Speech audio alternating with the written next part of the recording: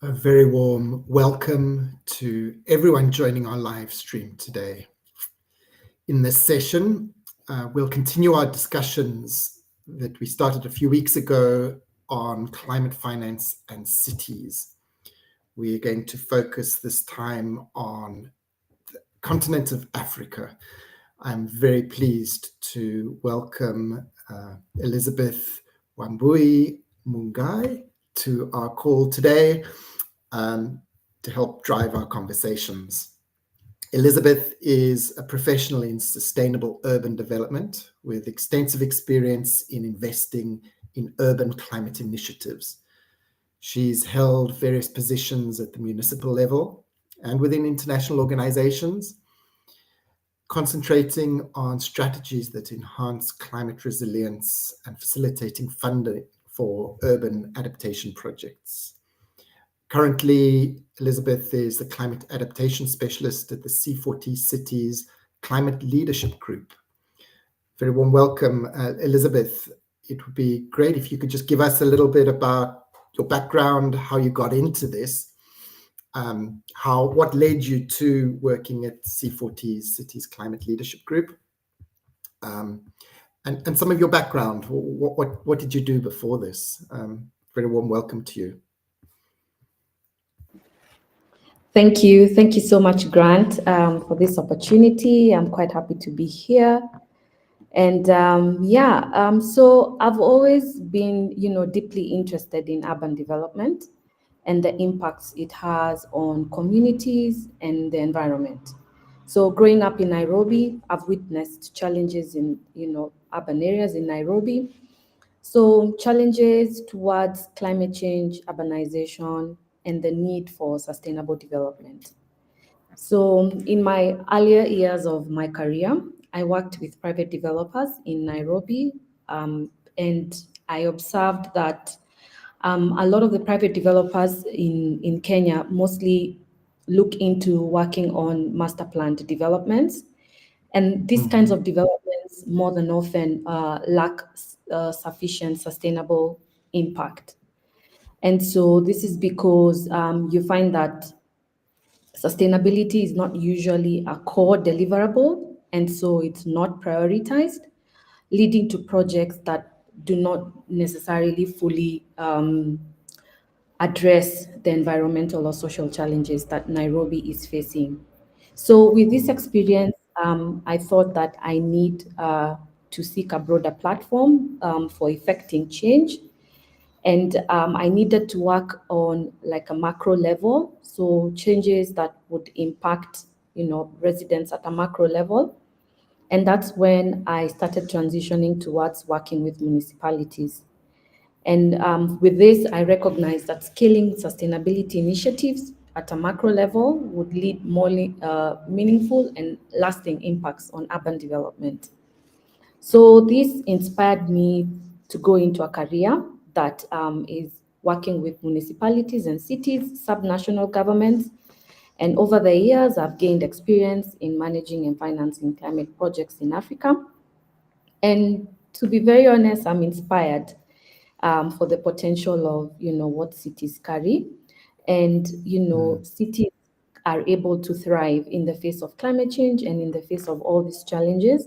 And working with an organization like C40 has enabled me to collaborate with a diverse number of stakeholders that can contribute into making this impactful change that we want to see in these cities.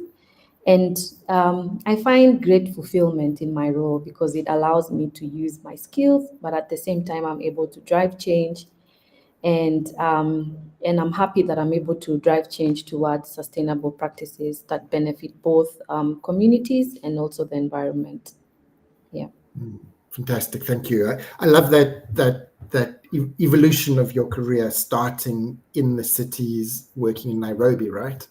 Yes. You worked on some green spaces projects in Nairobi, and then some other cities in Kenya. Yeah. Yes, so I did, and you find that a lot of private developers are really around the Nairobi area. So Most of them are looking into developing, projects that really push profits. And you find that the issue on sustainability for these master planned spaces is mostly overlooked. So my experience working in these spaces was not very fulfilling, and I thought that my scope was going to diminish because the moment the private developer is not focused on pushing sustainability, and even pushing sustainability at a very small scale can turn out to be very expensive and end up not being as impactful as they'd want it to be. Yeah. So I started to see my role is diminishing. So I started to think, what can I do next? And the next big thing was now working with cities. And I felt like this is where I can be able to drive that change I want to see. Yeah. That's fantastic. We'll delve into some of those aspects. It's really fascinating, that element. I just want to welcome all the people that are listening to us live here. If you're joining live on the call, please do introduce yourself. If you have any questions or comments, please do put them into the comment section. If you're joining from LinkedIn, it's in comments, or YouTube. We'll get them all. We'll do our best to respond to each of the comments right now, live. The session we're going to take about an hour, so 50 minutes more. So we may not have time to address everything, but we'll do our best to delve into any questions that may come from the audience. So really looking forward to that. So please do introduce yourself in the comments and put in questions. If you're watching this after the live session, we do welcome comments and questions as well in the comments. We'll follow up. Elizabeth will signal you if the comments come in, so that you can go in and type in some responses on LinkedIn or on YouTube. So please do go ahead, and we'd love to know where you're joining us from in the audience. So please let us know through the comments, through the chat. Well, what we're going to cover today is the role that organizations, not-for-profits like C40, can play in supporting cities. You mentioned, Elizabeth, that transition that you could see to make a bigger impact, you needed to align with something like C40 is an organization working at this type of level to unlock and access climate finance. We're going to talk about the various forms of climate finance available in cities, the sectors they tend to support, how urban areas are being equipped to access this type of funding, and specifically focusing on Africa, how are African cities mobilizing the key stakeholders to advance the green city initiatives. You've got some unique insights there around the private sector and their focus or lack of focus on sustainability.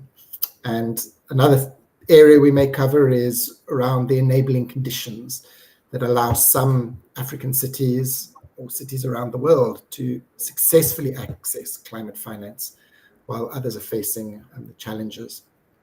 So let's see how it goes and how far we get with this. Elizabeth, from your introduction, it's clear that you have that broad range of working with cities right there on the ground, mobilizing climate finance, bringing in sustainability. You've gained really valuable insights from these various perspectives. And you've also seen the crucial role that different stakeholders play in accessing climate finance and in implementing initiatives that are greening our cities. So taking that into account, could you describe how organizations like C40 Cities and CSOs, NPOs support Nairobi or other African cities in accessing finance related to sustainability and climate? Yeah, so organizations like C40 and other CSOs can be able to support cities in various ways. And I'm just going to name a few strategies that I've been fortunate to work on So one of the main key things that we see in African cities is the lack of capacity and also technical know-how. So you find organizations like C40 come in to bridge this gap for technical knowledge that cities really require to be able to navigate all these complex landscapes of either climate finance or climate issues. So this support would be anything towards training city officials on how to develop viable project proposals, helping cities to be able to look at their climate vulnerabilities, their risks, help cities to be able to prioritize them, because also prioritizing helps them to be able to seek funding for what is necessary, and at the same time also identifying the different funding opportunities. And these different opportunities could be both at the local level and also at the international level. So empowering the cities to become more competitive and to be able to be effective in securing funding. And one of the other ways that organizations like C40 is through knowledge sharing and best practices.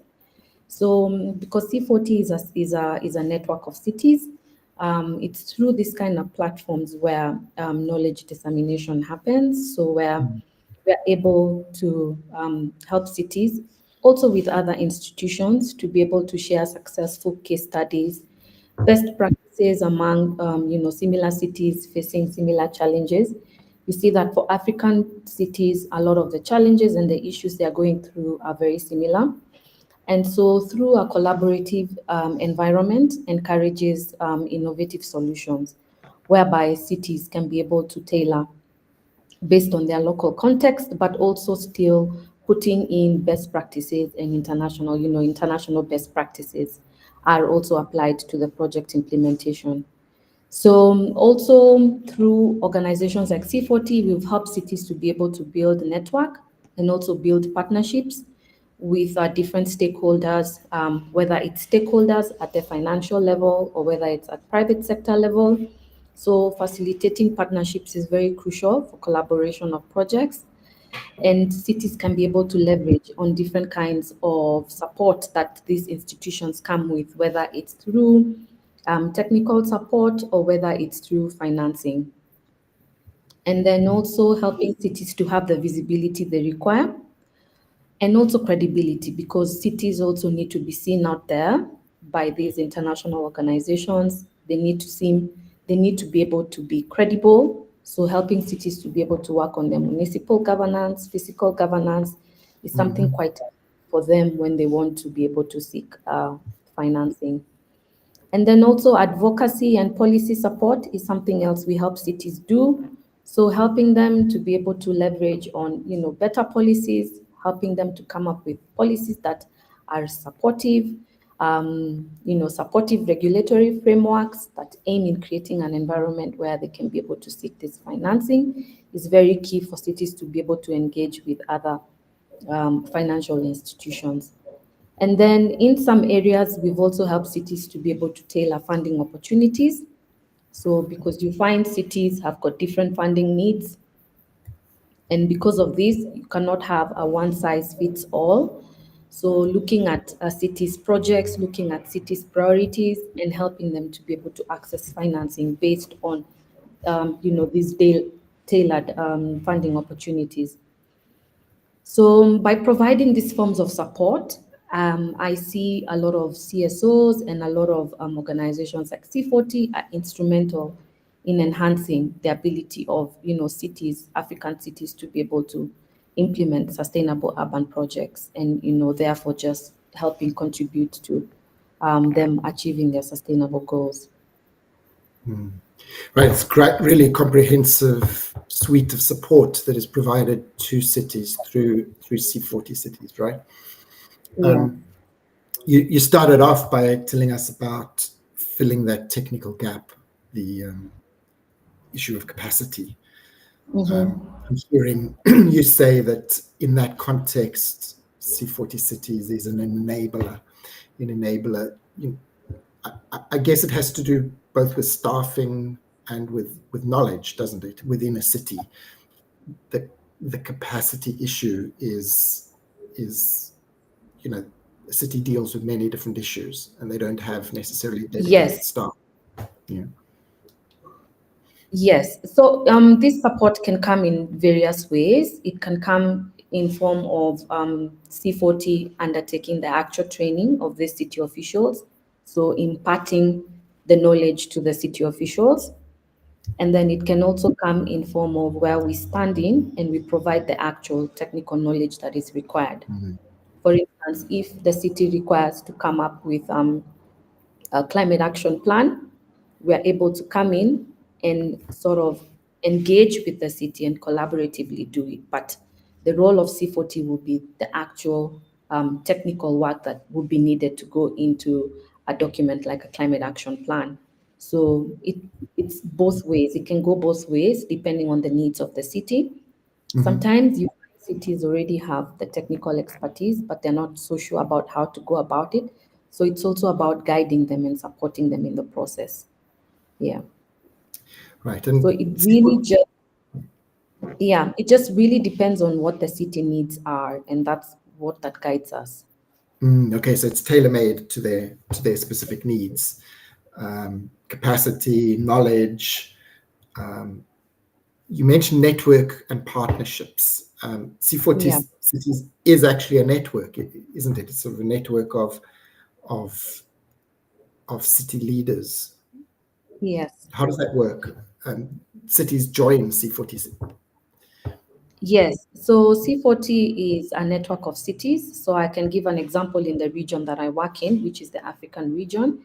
We have a number of at least 14 cities, and these cities have joined into this network whereby the mayors and sort of give leadership. So we give leadership standards where we help cities to be able to achieve them. So these leadership standards could be anything towards maybe better, let me give an example, better air quality standards. So we give these standards, and these standards help cities to be able to put in actions that make them reach these standards. And these actions are whereby now we come into providing the support. So the support can be anything towards helping them to be able to access finance, and also, the technical capacity as well. So for them to be able to reach to those standards. Yeah. Okay, thank you. Yeah, I just want to give a quick shout out to some of the people joining us. We've got a very international audience here. We've got Carolina from Uruguay, and also Rosina from Uruguay. And then Aurelio, welcome from our office here in London. Ignacio joining us from Bangkok. Antoine, welcome from Dakar, Senegal.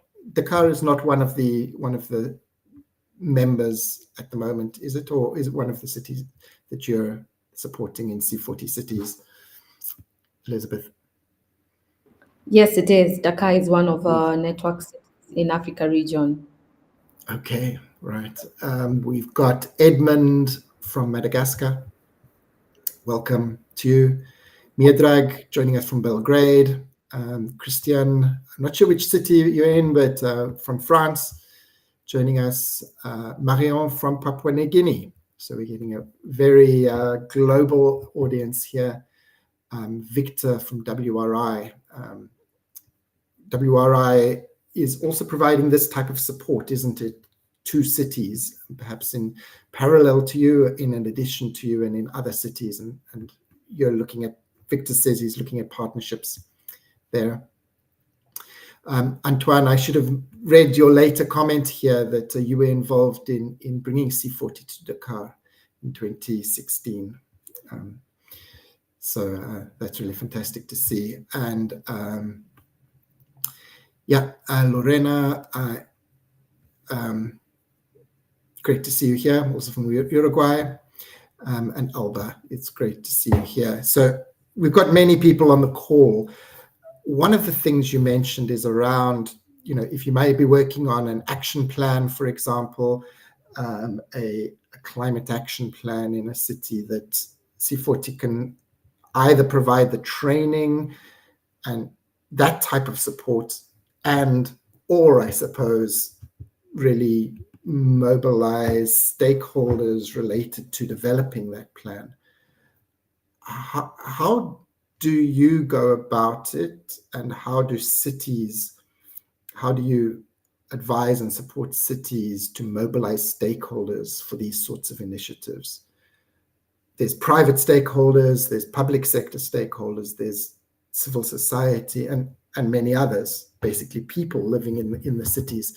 So how do you support that type of process? So we support this process in a number of ways. Let me just give an example. If it's a project that you're possibly implementing in a city like Dakar, for example, I think the first step would be to help the city to be able to undertake a stakeholder mapping. So to be able to identify the various stakeholders that they need to be working with, whether it's government agencies, whether it's private sector actors, whether it's civil society, and most importantly, the community. So the community groups in which this project is being implemented. So understanding the interests and the influences in which all these players have on the project. And this is one of the ways that goes into designing inclusive strategies for implementation of projects. So another way is through public engagement and awareness. So there needs to be a way in which the city engages the public. This is crucial for the success of the project and even for the actual participation of these actors. So cities would often conduct awareness campaigns based on projects. And it could be through different ways. In Africa, we've seen people do this in different ways through like informal barazas, where you find different community members come in and there's information dissemination that is happening in these kinds of ways. You also find meetings within the residential areas, this information being sent out about the various projects that are being proposed. And then also we have now better innovative ways in which public engagement and awareness can be done through technology. So these ways have become easier. And then also another way that cities can be able to do this is to build partnerships. So if you have strong partnerships, you have strong stakeholders. I believe I've spoken about this. And so if cities are able to form partnerships with even organizations like academia, so like the universities. So if the universities and the cities come together, the university is able to provide the knowledge and the research and the data that the city would need to leverage on in different projects. And this input would be very important for the project. And then also developing different kinds of stakeholder platforms. So for dialogue. So if your stakeholders need to be heard, need to be listened to, where there is exchange, these platforms can be very helpful. Even things like working groups, where you have task forces as well, which are focused on the different initiatives within the project. These are also good in disseminating information. And then another thing, because I know we're going to discuss this later, is involving the local businesses. So a lot of the time we overlook these local businesses, whether they're informal or formal, the economic development that is happening in the area. Engaging this stakeholder is quite important because we find that they're able to participate in various ways and contribute in ways that most projects do not realize, but they do. And in a way that this also helps promoting economic benefits within the businesses as well. And then, so I think with this kind of mobilization of stakeholders and these kinds of initiatives within stakeholder engagement can be very impactful in the project, and also just ensuring that it's a participatory process and it's very inclusive. Yeah. That's fantastic, really comprehensive response there, Elizabeth. Thank you. You started off by talking about stakeholder mapping. So that's, Yeah. I guess, in its simplest terms, it's working out who the stakeholders are, Yeah. and their interests, what stake they have in Yeah. them, and then you listed quite a number of really interesting mechanisms by which you help cities to mobilize and to hear the voice, I suppose, to raise awareness and engage with the public.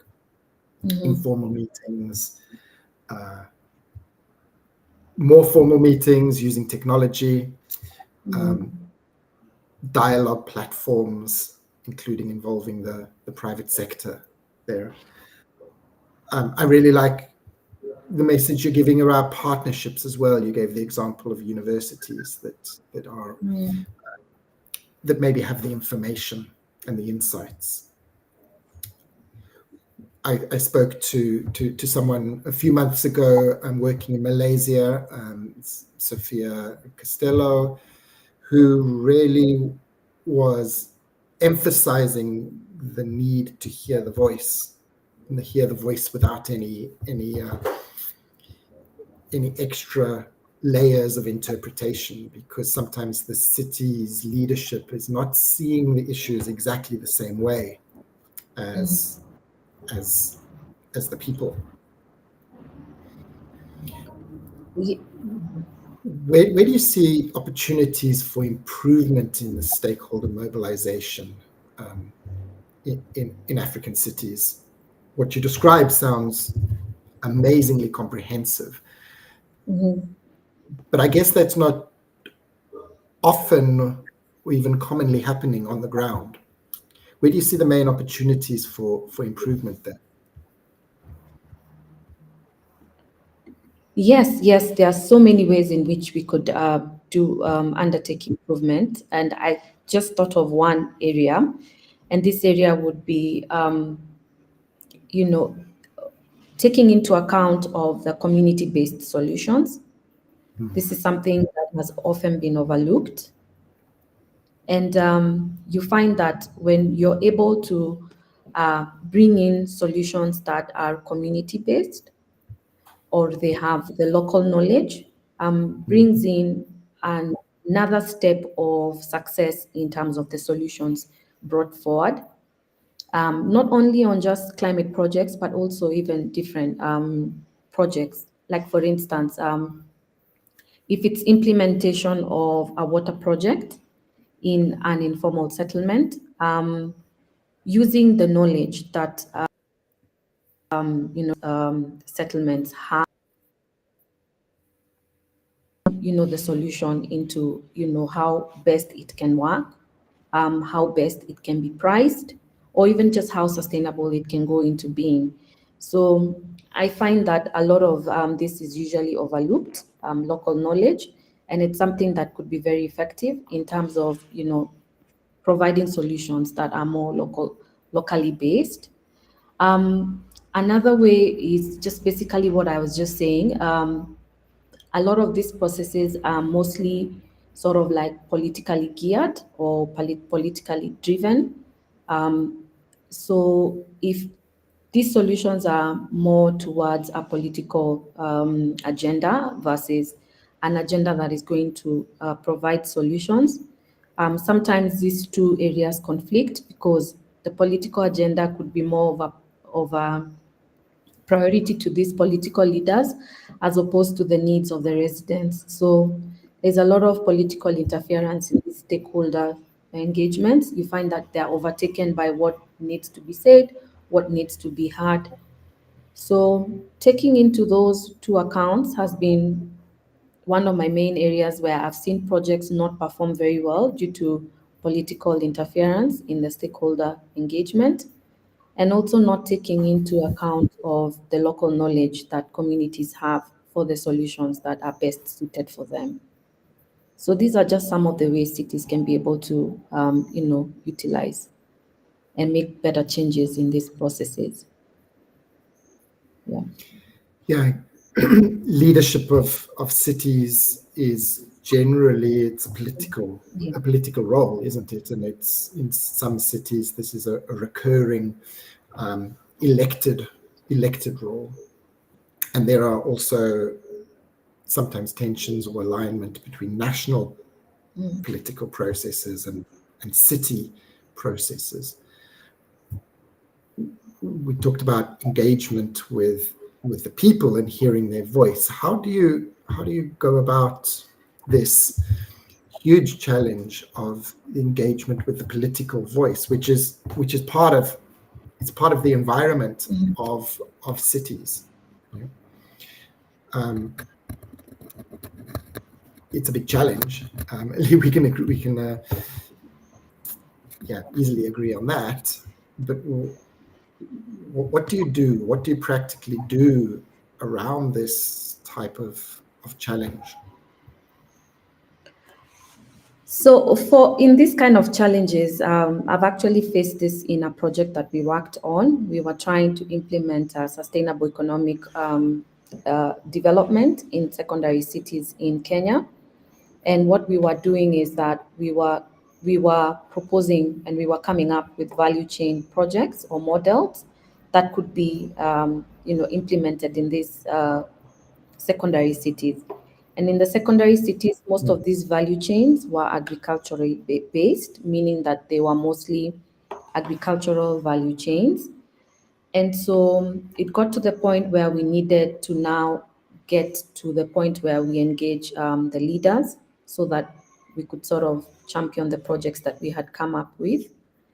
And you find that some of the projects that were coming up were not as a priority because we had already gotten the insights from the local communities in terms of what projects would work and what projects would be more impactful than others. So in this situation where you are faced with a solution where it's a solution for the political leaders within cities versus a solution for the greater good of the residents of the city, it becomes very difficult. And I can't say we have like a right answer or a wrong answer, but mostly it's usually towards advocating for greater good. Yeah. So just reasoning with these political leaders, making them see the long-term benefits for these projects that we are advocating for, and helping Yeah. them see the better good. And in most of the cases, most of these leaders, once they start to see the better good of these projects, they usually have the buy-in. That worked for me in the project that we worked on, just advocating for the projects and advocating for the better good of these projects. In some instances, it's not worked, and so the projects stall. So it's also about balancing. It's about giving some and taking some. So it's also about the balance. So you can, you know, have the political interests met at the same time have the interests of the local residents also met as well.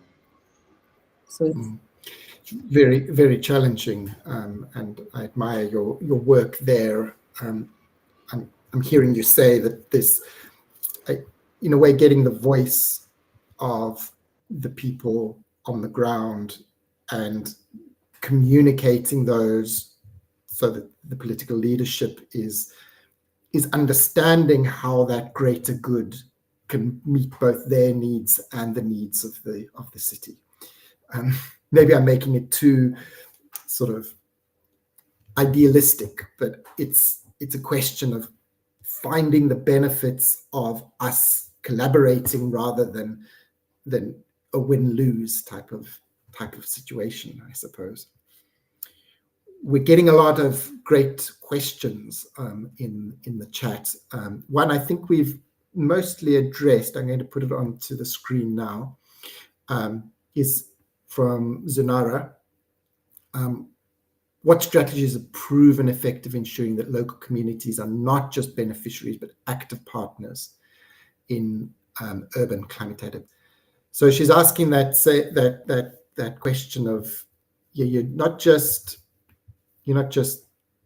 hearing a voice, but you're actually working in partnership with the beneficiaries. You mentioned local knowledge as well, Elizabeth.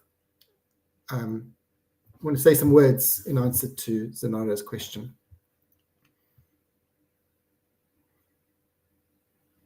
Yes, so being able to demonstrate that the local communities are just not to be heard or the solutions are for them, but also as partners, is various ways in which you could do that. Is this focal points or this focal advisory members that you could put into these committees whereby you're undertaking the advisory. So having a community advisory is a good way, and you could include diverse representation from various groups and ages, and communities can be able to give you feedback and even recommendations and even insights, reinforcing the different ideas that have been brought about. And for this, you start to see them as a vital partner, as opposed to just the solutions being for them. And then also just collaborative planning as well. So involving the communities in the planning process. So from the time that you have started to undertake the planning of a climate project or even an urban project, and it can be done through various focus groups and even community engagement meetings, where their input can be able to shape the project, and it can even be able to change and even contribute to the goals and the approaches of the project. So in this way, the community members are sort of co-creating as opposed to just being there for the solutions to be for them. So they're co-creating these solutions together, and they are engaging actively. So this way, you're able to have more input from them, and then also always keeping them engaged. So we find that the only time that we engage the community members is at the time where we're doing stakeholder engagement. But when it comes to the implementation of the project, you find that the engagement is no longer there, or rather the community is no longer needed for them to sit and wait and see for the project to be implemented.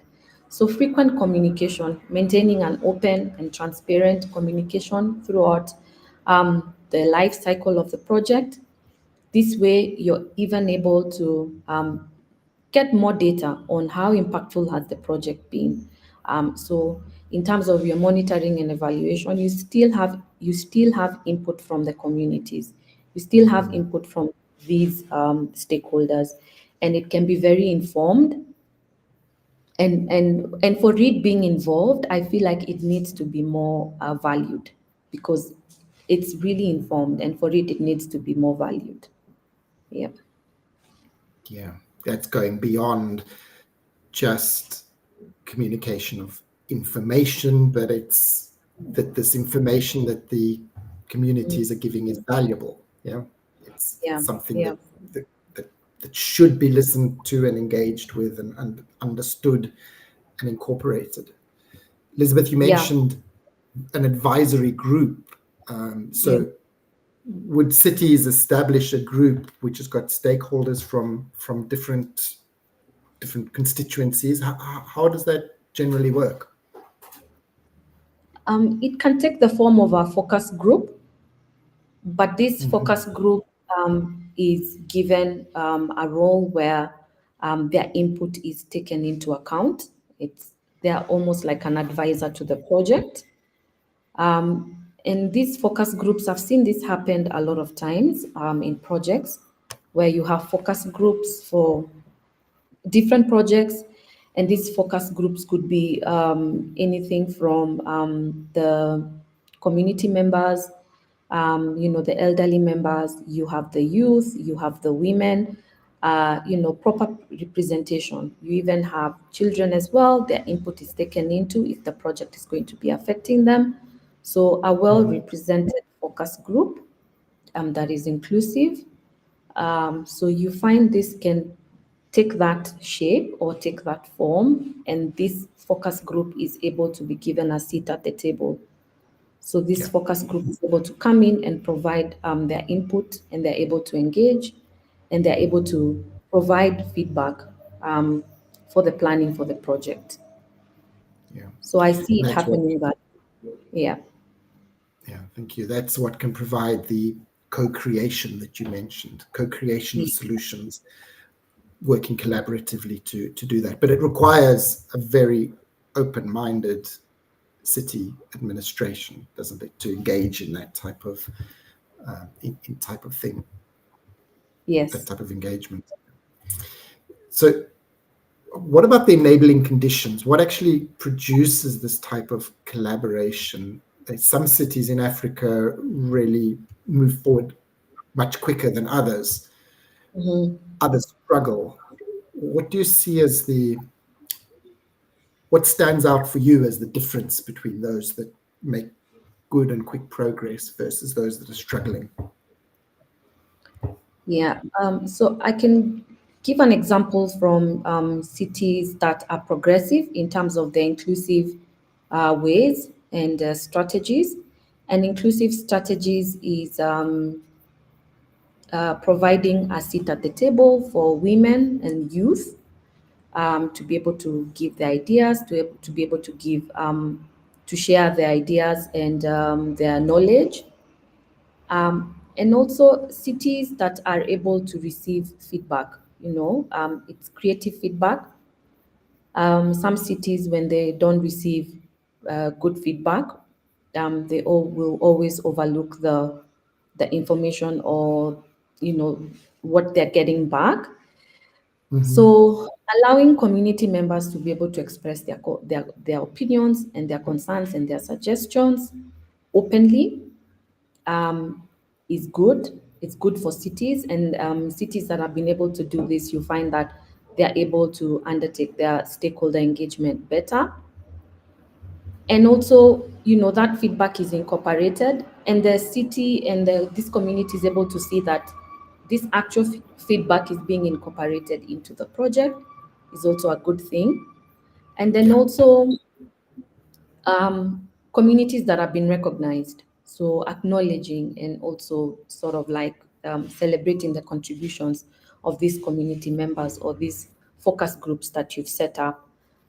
For them, whatever form they are taking, whether it's a focus group, whether it's an advisory committee, if you're able to, include them in public recommendations saying that we were able to take the input of this community and we were able to take into the account of their feedback, even putting them in the media or even putting them in the publications that the city will go on to making, can really go a long way into showing the importance of their role in achieving or in undertaking this engagement.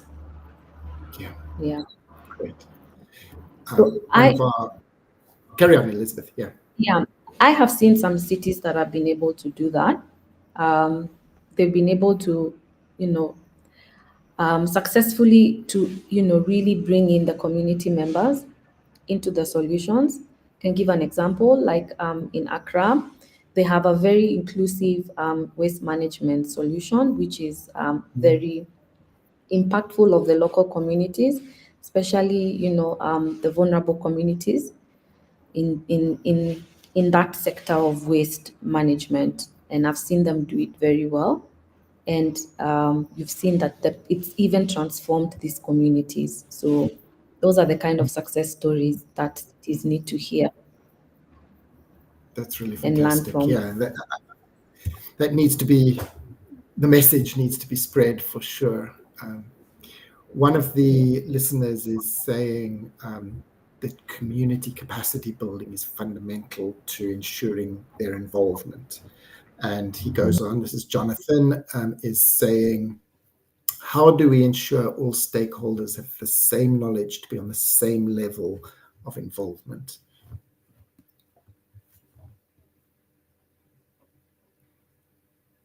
So I've mentioned that this focus group needs to be diverse.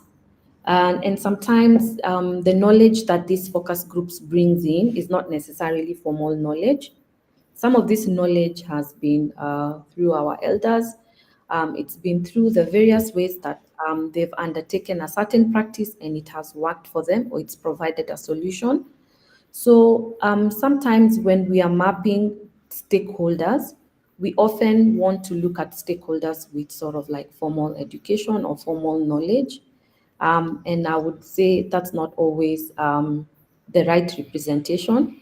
You find that even just this local knowledge through practice brings in a lot of information that could be very important or could be impactful in a project. So I would say a mixture of both. So you could have both formal and informal, and a mixture of both ages. So you bring from our elders to the youth to women. So having a well represented stakeholder group that could be representing this focus group would yield more solutions. Yeah, because I think many people's immediate assumption is that those with the formal education, they have the knowledge, and those without it are lacking the knowledge. What I'm hearing you saying is, you were saying it earlier as well, in terms of the local knowledge is not necessarily a formal one, but it comes from their context of being there and living their lives day to day, and perhaps even ancestral type of knowledge that's passed on. All the different types of valuable knowledge in order to address the needs for sustainability and resilience.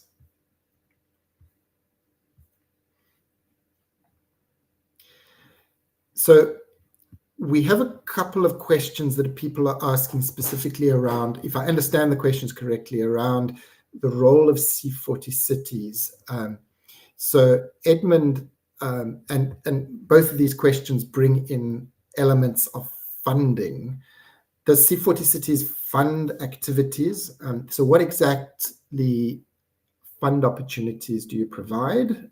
Edmund is asking, and do you work with countries through governments or NGOs? So these are very practical things of how does C40 cities engage with cities? So we engage with cities through the network. So, so firstly, we are a network of cities. So we primarily work with subnational governments or cities or municipalities, depending on or what it's called or the modality in which the city takes shape. So not to say that we do not work with the national governments, we do, because we also work with various stakeholders that work with cities as well. So we do work with various stakeholders from national governments, from civil society. We are able to collaborate in the various ways in which the project requires or maybe the city needs. So in short, I want to say that for you to be able to receive the support, you'd have to be a member of the C40 network city for you to be able to be a beneficiary of this support that we provide to cities. And then another thing is that we also offer support, and the support comes in various ways. I've said we are able to provide technical capacity. We're also able to provide financial support. But the financial support we provide, it's in the form of technical capacity. So we're able to do PPFs, so where we support cities to be able to undertake feasibility studies or just updating, maybe if it's climate action plan, just basically any technical assistance. That's what we do. We're able to provide this support. Okay, fantastic. Thank you very much. Victor has got a question that takes it, I guess, to broader partnerships. Remember, so he's looking at that aspect. He's talking about water, energy, food at urban scales. Are there partners or are there organizations that are working on this, that are funding these areas? Maybe you can just say a few words around that area. You talked about waste in Accra, Yes. waste management. So I guess water, energy, food aspects are also part of sustainable development plans within a city.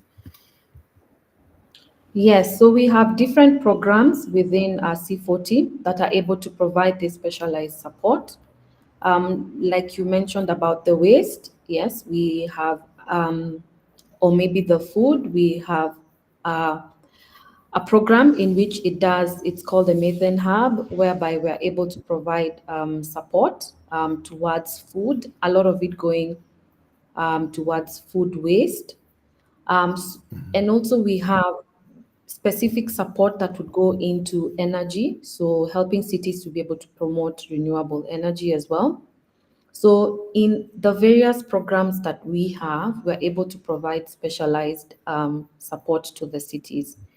So, and I can ask you, or I can urge you to go onto the C40 website, and you're able to see the various support programs we have and how we're able to partner with the cities in the various supports that we have. So, and again, in the different programs that we have, they're able to provide the different support that I've mentioned, whether it's through advocacy, whether it's through technical support or technical capability, or even financial. So please, you can go onto the C40 website and you'll be able to see the various programs we have. There are quite many, and they offer specialized support based on the program that it is. Yeah. Okay, fantastic. Thank you. Now, Christiane is asking a question around just transition. And I see also a question from Resina, which I will put on. Christiane's question is quite long and complicated. The idea that of just transition, if you can weave it into your answer here, what Resina is asking is, how can funding mechanisms be tailored to ensure climate adaptation projects in African cities are equitable and inclusive, and I can add, and just, especially related to informal settlements? What do you make of that question? So the various ways in which, or different mechanisms in which we can be able to take up to ensure that the climate finance that is being deployed in African cities is equitable is, I always say this, it's a two-way answer, because as cities continue needing climate finance, cities also understand, or cities know which areas in which they have issues in, especially urban challenges they have in. So cities already understand their priority areas in which they want to work on.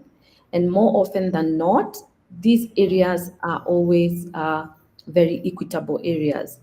And cities want to work on these issues. I can give an example. A city will come to us and tell us, we want to work on our flooding. We want to work on reduction of flooding within the city. So this could be flooding, and this flooding is happening in informal areas, informal settlements, where these settlements are along rivers. So what am I saying? I'm saying that in the city, understanding the various areas or the various risks they are facing, they are able to better match the financing they require. And they're able to match this financing in the areas that is most needed. And in the areas that is usually most needed is most equitable. So we always advocate for cities to be able to put in their priorities before they're able to say that they require the financial support. And then this way we are able to help them match the financial support versus the priorities that they're looking to meet. So this is one of the areas in which you can be able to do that and ensure that just transition are achieved in the city. So if this financing is done from a city, so it's city-led, so the city is able to lead the financing that they require, as opposed to the other way around. Yeah. Really fantastic. I'm understanding from what you're saying, really, the starting point is around the understanding of needs. And this drives that inclusiveness, the prioritization. I guess if you're engaging in some sort of green city action plan or climate action plan development, there's the stakeholder engagement and there's the gathering of information really to understand what are those issues, so how you bring together some actions that are equitable and inclusive and address this just transition. I realize, Christiana, maybe I'm not doing full justice to what your question was, but yeah, I'm hearing you saying those elements there, Elizabeth. Yes. We have a comment from Antoine, which I really like. He is saying, well, I like all the comments, but just to emphasize this one, Antoine, thank you very much for that. You're saying that you think that the governance part is also a very important factor for success. Also, the capacity to create successful synergies, looking at the benefits from others and from other initiatives. And he refers here to the Dakar, in Dakar, the resilience strategy that Rockefeller Foundation funded to initiate projects with C40, but also with the help of ICLE. So that's that partnership element, that partnership idea, right, that you were talking about. Yes, it's very crucial to have the governance support. And this is because of if you have the governance support, then you'll have the political goodwill. So the political goodwill to be able to implement these projects. So these projects could be at the point where they are undertaking feasibility studies, but needs to go all through to implementation. So for the city and for political goodwill for the project to be able to be implemented, that's quite key. And the buy-in is very good. And then also even the resource allocation. So in the event that this project will require resources even from the national government, if you already have the buy-in, the resource allocation will not be very problematic, as well as even just towards effective decision making. So if there are any policies that would go into supporting these projects, or if there are no policies in place and there are decisions that require to be made, so if you already have a governance support, then this is very easy. And then also if you have the governance aspect, it can also help enforce accountability and transparency. So this is always good. And for this to happen, you find that now a lot of financiers are quite attracted to these projects, whereby there's a lot of accountability and transparency, which more often than not needs into proper decision making, and the processes of the project implementation are rather smooth. So even for stakeholder engagement, so if you find that there's good governance, there will also be proper stakeholder engagement as well. So all these go hand in hand. Yeah. So these are part of the web of change that one needs to bring about. Yes. We just got a few minutes left. So almost final words to say around, are there any initiatives you would like to mention really around this successful stakeholder mobilization? You mentioned the Accra one. Are there others that you'd like to give a shout out to? Yes. So very successful, it's not really stakeholder engagement, but it's towards knowledge sharing. So I participated in a knowledge sharing tour that was south to south, so for African cities with Latin American cities. And this tour exemplified the power of collaborative learning and the importance of leveraging, different cities' experiences to address the challenges.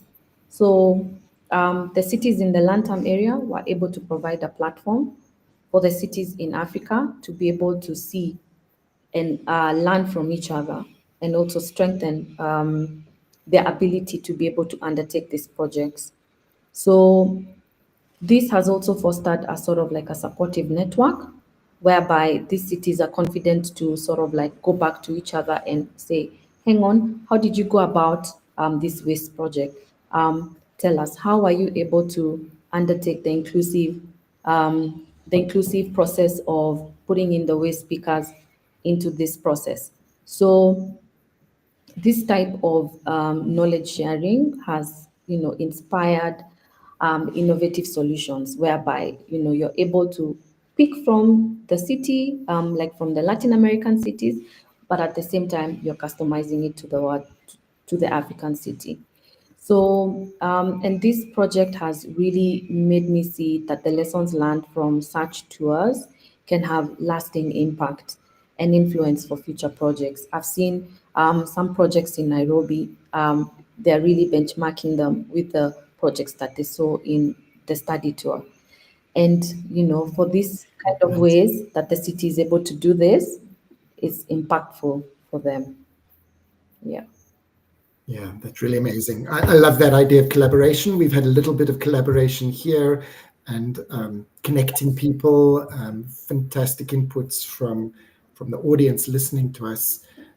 Elizabeth, you've been absolutely amazing as a guest, as an interviewee, such clear answers. I've just loved speaking with you. Thank you so much for it. Thank you to everyone for participating in this live session. We really hope you found it useful. Please let us know what you thought of the session in the comments. And I also would like to invite you to sign up to join our Eco Institute training community.